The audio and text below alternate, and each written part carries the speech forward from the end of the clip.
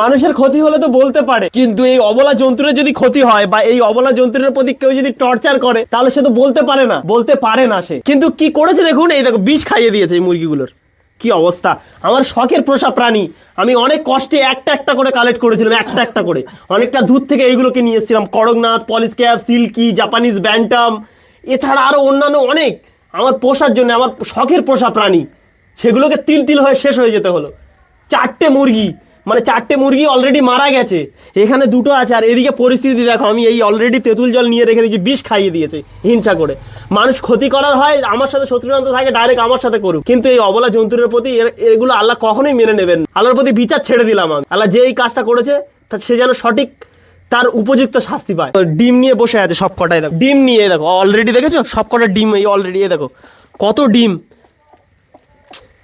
হোক, কি বলবো, আল্লাহর কাছে বিচার ছেড়ে দিলাম। আল্লাহ যা করেন ভালোর জন্য করেন।